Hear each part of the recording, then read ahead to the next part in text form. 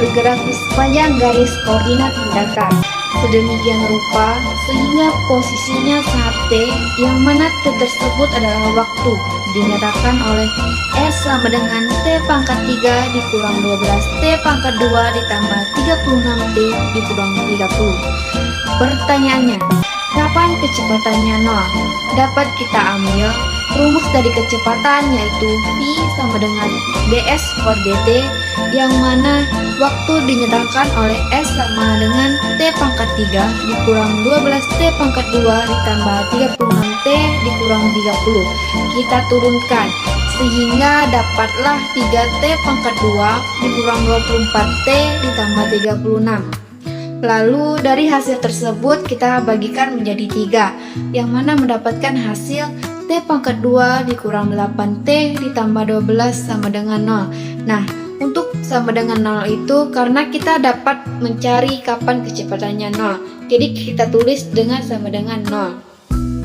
Lalu sudah selesai kita bagi 3, kita faktorkan. Yang mana hasilnya yaitu T dikurang 2 dan T dikurang 6 sama dengan 0. Nah, dapat kita hasilkan yang mana hasilnya yaitu T sama dengan 2 dan T sama dengan 6. Saya di sini akan menjelaskan nomor B. Pertanyaannya adalah kapan kecepatannya positif? Jawabannya, jika kita ingin mengetahui kecepatan positif, kita perlu menganalisis interval waktu di mana kecepatan T lebih dari 0 dan kita tahu bahwa kecepatan T sama dengan 3 dikali T min 2 dikali T min 6. Misal T kurang dari 2, kita ambil T sama dengan 0.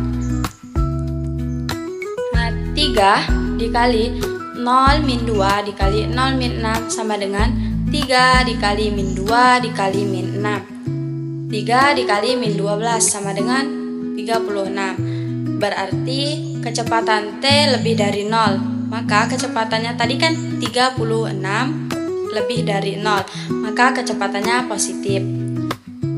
T lebih dari 2 dan T kurang dari 0, maka kita ambil T-nya sama dengan 4.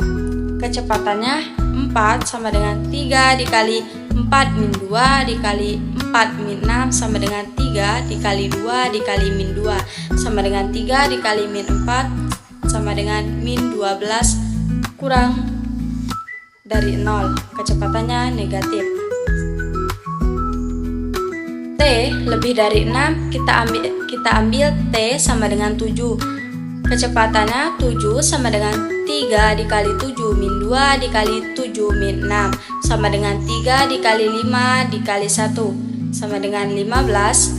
Lebih dari 0, maka kecepatannya adalah positif. Jadi, jika T kurang dari 2 dan T lebih dari 6, maka kecepatannya positif. Pertanyaan yang C, kapan ia mundur? Kami artikan bahwa mundur dapat diartikan pada saat kecepatannya negatif. Dan dapat kami lihat pada soal sebelumnya, yang mana soal sebelumnya yaitu T lebih besar dari 2 dan T lebih kecil dari 6. Nah, dari soal tersebut dapat kita simpulkan bahwa kapan ia mundur saat kecepatannya negatif. Jadi hasilnya yaitu T lebih besar dari 2 dan T lebih kecil dari 6. Selanjutnya yakni nomor D. Pertanyaannya adalah kapan percepatannya positif? Jawabannya, kita harus mencari fungsi percepatan dengan mencari turunan dari fungsi kecepatan. 3T pangkat 2 min 24T plus 36. Turunannya adalah dP per dt sama dengan 6T min 24. Jadi, jika ingin mengetahui kapan percepatannya positif, kita harus menentukan A, T lebih dari 0, 6T min 24 lebih dari 0, 6T lebih dari 24, T lebih dari 24 per 6, T lebih dari 4. Jadi, jika T lebih dari 4, maka kecepatannya positif. Untuk pertanyaan yang E, kapan ia melambat? Jika kita ingin mengetahui kapan ia mulai melambat, maka maka kecepatan dan percepatannya itu harus berlawanan arah. Dan kita ketahui bahwa kecepatan T kurang dari 2 adalah positif dan percepatan T kurang dari 2 adalah negatif. T lebih kecil dari 2, kita ambil T sama dengan 0, yang mana kecepatan kita gantikan T sama dengan 0, yang hasilnya yaitu 36 lebih besar dari 0, yaitu positif. Untuk percepatannya kita dapat hasilkan yaitu min 24 yang mana negatif. Jadi benda tersebut melambat. Untuk yang kedua yaitu T lebih besar dari 2 dan T lebih kecil dari 4. Kita ambil T sama dengan 3. Kecepatannya T kita gantikan dengan 3. Dapatlah hasil min 9 yaitu negatif. Untuk percepatannya kita dapatkan hasil yaitu min 6 yang mana negatif juga. Karena arahnya sama, jadi bendanya bertambah cepat. Selanjutnya yaitu T lebih besar dari 4 dan T lebih kecil dari 6. Kita ambil T sama dengan 5. Kecepatannya dapat kita hasilkan yaitu min 9 yaitu negatif. Untuk percepatannya kita dapat hasilkan yaitu 6 yaitu positif. Jadi benda tersebut melambat. Selanjutnya yaitu T lebih besar dari 6. Kita ambil T sama dengan 7. Untuk kecepatannya dapat kita hasilkan yaitu 15 yang mana positif. Sedangkan percepatannya dapat kita hasilkan yaitu 18 yang mana juga positif. Karena arahnya sama, jadi bendanya bertambah cepat. Jadi, benda mulai melambat pada interval waktu T lebih kecil dari 2 dan T lebih besar dari 4 dan T lebih kecil dari 6. Berarti benda melambat sebelum T sama dengan 6 dan antara T sama dengan 4 dan T sama dengan 6. Selanjutnya yakni nomor F. Pertanyaannya adalah saat kecepatan 0, berapa posisinya? Jika kita ingin mengetahui posisi benda tersebut, jika kecepatan 0, kita harus mensubstitusikan nilai T ke fungsi posisi.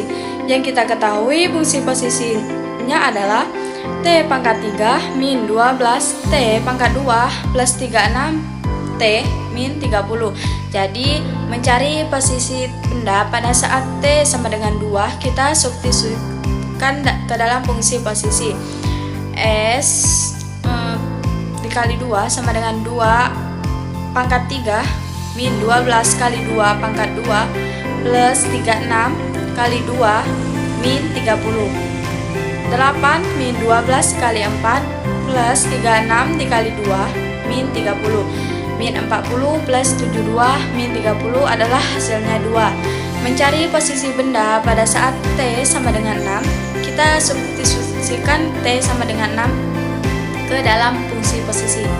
S 6 sama dengan 6 pangkat 3 min 12 6 pangkat 2 plus 36 dikali 6 min 30 sama dengan 216 min 12 dikali 36 plus 216 min 30.